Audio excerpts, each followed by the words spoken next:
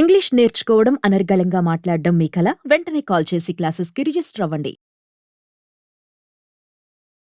నమస్తే, welcome back to Suman TV. ప్రస్తుతం మనతో పాటు ఉన్నారు ఫ్యామిలీ కౌన్సిలర్ రజనీ రమ్మ గారు. నమస్తే మ్యామ్. నమస్తే నవీన్.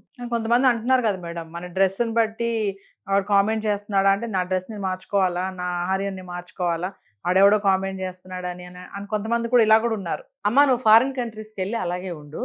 అక్కడ ఎవరు ఇప్పుడు మేడం చెప్పినట్టు అవి ఎవరు అడగరు అక్కడ. నువ్వు ఫారిన్ కంట్రీస్కి వెళ్ళి అలా ఉండు. ఇండియాలో అలా ఉండడానికి కుదరదు. ఎందుకంటే ఇక్కడ ఉన్నది ఫారిన్లో ఉన్న మగాళ్ళు కాదు, వీళ్ళందరూ కూడా ఇండియన్స్ ఒక సాంప్రదాయాన్ని నమ్మి ఒక ఆచారాన్ని పాటిస్తున్న వాళ్ళ మధ్యలోకి ఒక అంటే నల్లకాకుల మధ్యన ఒక తెల్లకాకు వచ్చినట్టే చూస్తారు. ఇప్పుడు అన్ని నల్లకాకులే, ఒక తెల్లకాకు వస్తే వింతగా చూస్తామా లేదా? చూస్తాం కదా. కొత్త రకం పక్షి ఏదైనా వస్తే ఎలా చూస్తాం మనం? అదేమైనా కొంచెం భయంకరంగా ఉందంటే దాన్ని తరిమేయడానికి చూస్తాం. ఇది కూడా అంతే. మనకు నడుస్తున్న ఆచార సాంప్రదాయాల మధ్యలోకి కొత్త ఆచారం వస్తే అది జీర్ణించుకోలేరు, యాక్సెప్ట్ చేయలేరు. ఎస్, అది నువ్వెందుకు గ్రహించవు? నువ్వు ఇవాళ ఇష్టం వచ్చిన డ్రెస్ వేసుకున్నాను, నన్ను చూడండి యాక్సెప్ట్ చేయండి అంటే ఎవడు చేయడు. నువ్వు ఎక్కడ వేసుకోవాలో అక్కడికి వెళ్ళిపో. నిజంగానే వాళ్ళు ఎవరు చూడరు. ఒక మనిషి వైపు చూడటం అనేది ఫారిన్ కంట్రీస్లో చాలా తప్పు. ఇంకా కొంచెం ముందుకెళ్తే నేరం కూడా. ఇక్కడ అలా కాదు, చూడకపోతే తప్పు. ఏంటి ఆ పిల్ల అలా వెళ్తుంది, ఎవరి పిల్ల అని వాకప్ తీస్తారు. ఎస్, పాత రోజుల్లో బాగా ఎక్కువగా ఉండేది, ఇప్పుడు కూడా ఉన్నారు. మరి భయపడి చాలామంది చర్యలు తీసుకోలేకపోతున్నారు. ఇలా విచ్చలవిడిగా సమాధానాలు చెప్తే పాడైపోయేది ఎవరండి? జీవితాలు పడేది ఎవరికి? ఇంకా వాళ్ళకి వాళ్ళు నాశనం అయిపోయేది ఎవరికి జరుగుతుంది నష్టం అంతా? చెప్పండి. వాళ్ళకనేది బుద్ధి తెలుసుకోవాలి. నేను ఇలాగే ఉంటానంటే నువ్వు ఇలా ఉంటే మరి అలాగే చూస్తారు. ఎవరిని చూడొద్దని మాత్రం అనొద్దు, చూస్తారు. నా నేచర్ ఇంతే, నేను సరిగ్గా డ్రెస్ వేసుకోకపోతే నన్ను కామెంట్ చేస్తాడా? ఖచ్చితంగా చేస్తారు. నాకు సమస్య అవుతాడా అంటే అని అంటున్నారు కొంతమంది. ఖచ్చితంగా చూస్తారు, ఖచ్చితంగా అంటారు. ఎందుకంటే నువ్వు ఆడపిల్లవి. నువ్వు మగవాడు అనుకో, గోచి పెట్టుకుంది నీ వైపు ఎవరో చూడరు. నువ్వు ఆడపిల్లవి, నీ బాడీ డిఫరెంట్గా ఉంటుంది అబ్బాయి కన్నా. ఖచ్చితంగా తన బాడీ లాగా లేదు కాబట్టి ఖచ్చితంగా నీ వైపు చూసే తీరుతాడు. ఆడవాళ్ళు కూడా చూస్తారు, ఇదేంటి వింతగా ఉంది అమ్మాయి ఎలా వచ్చిందని. మరి సిగ్గు తెచ్చుకోవాలి కదా, సిగ్గు పడాలి కదా. నా వైపు అందరూ చూస్తున్నారంటే నువ్వు గ్రేట్ ఫీల్ అవుతున్నావా, సిగ్గు ఫీల్ అవుతున్నావా, అవమానం ఫీల్ అవుతున్నావా, తప్పుగా ఫీల్ అవుతున్నావా? ఏం ఫీల్ అవుతున్నావు నువ్వు? ఏది ఫీల్ అయినా సరే మానేసే వేసుకోవడం. నువ్వు ఎలా వేసుకోవాలో అలా వేసుకో. ఇప్పుడు సేఫ్టీ కోసం అయితే పంజాబీ డ్రెస్సులు ఉన్నాయి, ఒక మంచి ప్యాంటు షర్ట్ వేసుకోవచ్చు. కానీ నువ్వు ఎలాంటి డ్రెస్సులు వేసుకుంటున్నారు? అలాంటివి వేసుకుని నువ్వు మళ్ళీ ఇలాంటి ప్రశ్నలు సమాజానికి ఇలాంటివన్నీ చెల్లవు. ఖచ్చితంగా చూస్తారు, నిన్ను అంటారు. మరి ఏదైనా నీకు చెడు కూడా జరగచ్చు దానివల్ల. నీ నీ బిహేవియర్ నువ్వు ఎలా అయితే ఉంటావో దాన్ని బట్టే నీ లైఫ్ అనేది డిసైడ్ చేయబడుతుంది. ఎవరిని అనటానికి లేదు ఈ సమాజంలో. ఇంకా చెప్పాలంటే ఈ మధ్య కాలంలో చూస్తున్నా కొంతమందిని, మనం ట్రాఫిక్ లో వెళ్తుంటే ఎంతో మంది మనకు కనిపిస్తూ ఉంటారు. మనం వాళ్ళకి చెప్పమనుకోండి, చెప్పిన వాళ్ళు వినరు. అంటే ఎలా అంటే ఇంకా లోదుస్తులు అంటారు చూసారా, అమ్మాయిల విషయంలోనే అవి ఎక్స్పోజ్ చేస్తున్నారు కదా. యాక్చువల్ గా ఇంత ముందు అవి ఇట్లా కనిపిస్తే కొన్ని కోడ్స్ ఉండేవి, స్కూల్ ఏజ్ లో కానీ కోడ్స్ చెప్పేటోళ్ళు, సర్దుకునేవాళ్ళు. ఈ మధ్య కాలంలో అది ఫ్యాషన్ అయిపోయింది. ఇప్పుడు ఒక మూవీకి వెళ్ళినా ఎక్కడికైనా వెళ్తే, ఒక మాల్కి వెళ్తే కూడా చూడలేకపోతున్నాం. అవి బయటకు వస్తున్నాయంటే అంటే అది ఫ్యాషన్ అంట. అది అంటే వేసుకున్న మనుషులా లేకపోతే షోకేస్ లో పెడుతున్నారు? వేసుకుంటున్నారు ఆడవాళ్ళే, అమ్మాయిలే. అంటే ఆ లోదుస్తులు అనేవి బయటకు కనిపించకూడదు కదా, వాటిని కనిపించేటట్టుగా వేసుకుంటున్నారండి. ఏంటి, ఎందుకు అంటే టెంప్ట్ చేయడానికా లేకపోతే అది ఫ్యాషనా? మరి తల్లిదండ్రులు ఏం నేర్పిస్తున్నారు, వీళ్ళేం నేర్చుకుంటున్నారు? మీరు అన్నట్టు టెంప్ట్ చేయడానికే. నన్ను చూడండి, ఇప్పుడు పెద్ద పెద్ద సెలబ్రిటీసే అవి వేసుకుని రీల్స్ తీసి చూపిస్తున్నారు కదా. వయసులో కూడా పెద్దవాళ్ళు అయ్యండి, మరి 20-25 ఏళ్ళు కూడా కాదు వాళ్ళకి. మరి 40కి దగ్గరకు వచ్చిన వాళ్ళు, 40 దాటిన వాళ్ళు అలాంటివి వేసుకుని ఎక్స్పోజ్ చేయాల్సిన అవసరం ఏముంది, చూపించాల్సిన అవసరం ఏముంది? అలాంటి ఇంతంత బట్టలు మరి ఇవన్నీ వీళ్ళకి ఆదర్శం కాదా? ఇవన్నీ వీళ్ళు ఇలా ఇష్టపడుతున్నారు కాబట్టి కొత్త కొత్త షాపులన్నీ వస్తున్నాయి, వెస్ట్రన్ బట్టలు, వెస్ట్రన్ మోడల్స్. అవి ఆల్మోస్ట్ ఆల్ ఇన్నర్స్ లాగానే ఉంటున్నాయి, అవి వేసుకుని తిరుగుతున్నారు. అంటే మరి ఇంట్లో అమ్మ నాన్న కూడా చెప్పాలి కదండి.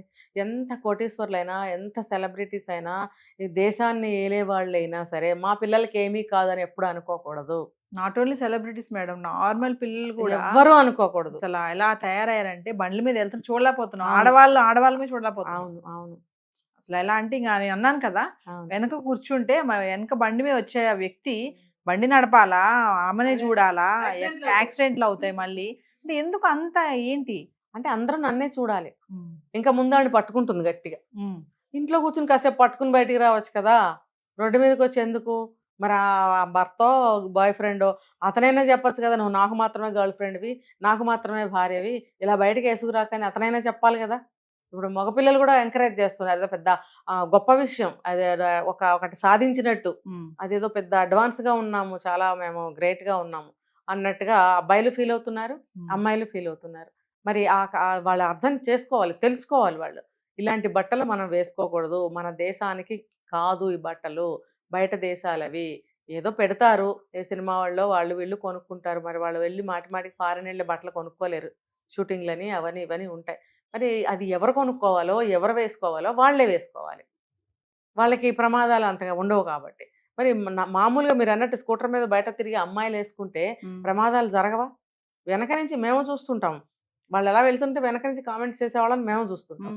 ఎందుకంటే ఒక జాకెట్ వేస్తారు, అంతే, ఆ జాకెట్ సరిగ్గా వేసుకోరు, అది ఇలా జారిపోయి ఉంటుంది, ఇక్కడ ఉన్నది ఇలా లోపలే కనిపిస్తుంటాయి, లోపలే అన్ని కనిపిస్తా ఉంటాయి. అంటే ఎవరికి నువ్వు చూపిద్దాం అనుకుంటున్నావు, ఏంటి అసలు ఫ్యాషన్ పేరుతో తల్లిదండ్రులు ఏం చేస్తున్నారు? అదే నేను అంటుంది, ఫ్యాషన్ పేరుతో తన స్థితి ఏంటో తెలుసుకోవట్లేదు. ఇప్పుడు అవన్నీ వేసుకుని నడి రోడ్డులో జుట్టు విరబోసుకుని నువ్వు చేతులు రెండు ముందుబాటు మీద వేసి వెళ్తుంటే నీ స్థితి ఏంటి? అక్కడ నువ్వు ఏ స్థితిలో ఉన్నావు, ఎంత దిగజారిన స్థితిలో ఉన్నావు? నీ ముందు అబ్బాయి పరువు కూడా పోతోంది, అతను భర్త అవనివ్వండి, బాయ్ ఫ్రెండ్ అవనివ్వండి.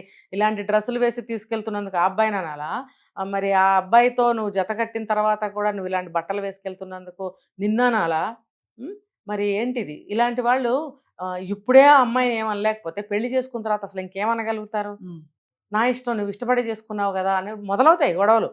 ఇప్పుడు కాదేది అనర్హం అన్నట్టు ఏ కారణం కూడా తగాదాకి కారణం అవుతూనే ఉంది. ఏ కారణం ఎటువంటిదైనా సరే తగాదాకి అది నాంది. ఆ గొడవలు చాలా దూరం వెళ్తాయి. ఈ 5-6 ఏళ్ళు అవుతాయి, పిల్లలు పుట్టరు, కనాలని అనుకోరు. వాళ్ళిద్దరే ఆటకూట దెయ్యాలని మా చిన్నప్పుడు కథలు వచ్చేవి. ఆటకూట దెయ్యాలు, 2 దెయ్యాలు ఎప్పుడు కొట్టుకుంటుంటాయి. అలా వీళ్ళిద్దరు ఆటకూట దెయ్యాల్లాగా కొట్టుకుంటూ 5 ఏళ్ళు 6 ఏళ్ళు బ్రతకాల్సిందే.